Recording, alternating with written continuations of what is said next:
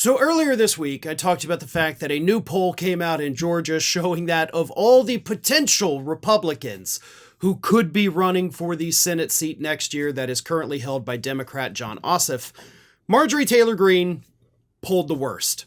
And not just like by a little, she polled the worst by double digits. She would get creamed by John Ossof. And that wasn't a big concern on Monday. But then, the very next day, Brian Kemp, the current and very popular Republican governor of Georgia, came out and announced he's not running for Senate. And for the record, in that poll, Kemp actually kind of ran even with Ossof when you factor in the margin of error. So Kemp, out of all the possible Republicans, had the best shot at winning that Senate seat and bringing it back over to the Republicans. Again, he is a hugely popular governor, over 60% approval rating, and he said, I'm not doing it. And now, Republicans in the state of Georgia and in Washington, D.C., are panicking because they believe that this has now cleared the field, essentially, for the very unpopular Marjorie Taylor Greene to run for Senate, which, of course, could prevent Republicans from taking back that Senate seat. As Aaron Blake for the Washington Post reported, quote, Greene had said this year that she would consider a Senate run if Kemp doesn't run. All right, well, Kemp's not running, so I guess that means Marjorie Taylor Greene is going to consider it. It remains to be seen how serious her consideration will be. She has also floated a potential run for governor. There's little downside to raising her profile by saying she's considering it. She could be giving up a significant platform if she runs, but it's enough to cause Republicans to not subtly panic. If she did run, it's pretty easy to see her winning the GOP primary and then costing the party in the general election in a key state, just like a procession of more extreme Republicans like her have in recent years, like Mark Robinson, Doug Mastriano, Carrie Lake, Blake Masters, etc., etc. Greene's history of conspiracy theories on 9/11, QAnon, among other topics, and extreme statements and actions, things like appearing at a conference featuring nationalists, have clearly marginalized her. It shows up in both the polls and her own election results, because even though Marjorie Taylor Greene is in a deep red district, she actually underperformed Trump's margin in her own district in last year's election. She got 8% fewer votes than Donald Trump did. So there are Trump voters, and in fact, this was reflected in the poll I discussed earlier week. 10% of Trump voters in the entire state of Georgia say we would not vote for Greene for Senate.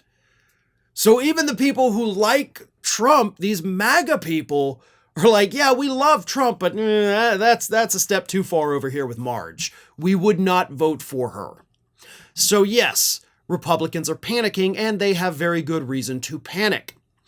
As it stands right now, 20 Republicans are going to be up for re-election in 2026 in the Senate. 13 Democrats. Republicans have more seats to defend, meaning their chances of flipping a seat are actually lessened because they have to focus most of their energy on preserving the seats that they have and, of course, their 4-seat majority in the Senate. So, this one is important because if Republicans are going to flip any seats, the one in Georgia obviously is the most likely to flip at this point. But if Marjorie Taylor Greene runs, the flippage becomes a fevered dream. It ain't going to happen.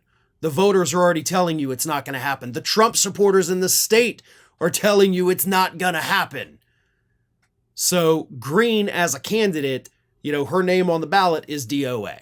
It's not going to move the voters, but she may run. She may not, right? And so all of this may just be hypothetical that never comes to fruition.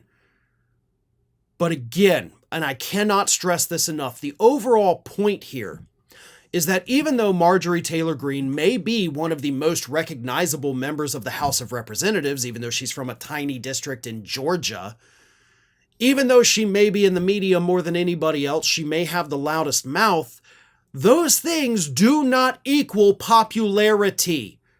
Those things do not mean that everybody around the country likes her. She's not even super well liked in her deep red district, folks. She's not liked throughout the rest of her state. She's not liked throughout the rest of the country. So she can be as loud and obnoxious as she wants. But the truth is, she knows that if she wants to hold any position of power, she is stuck being a member of Congress from Nowheresville, Georgia. Thanks for watching today, everybody. And don't forget, if you're not already, please do subscribe to this channel. We have fresh content going up every single day, and I would really hate for you to miss out on that. And speaking of missing out, if you're not following me across all other social media outlets, then get on it. You can follow the links in the description of this video.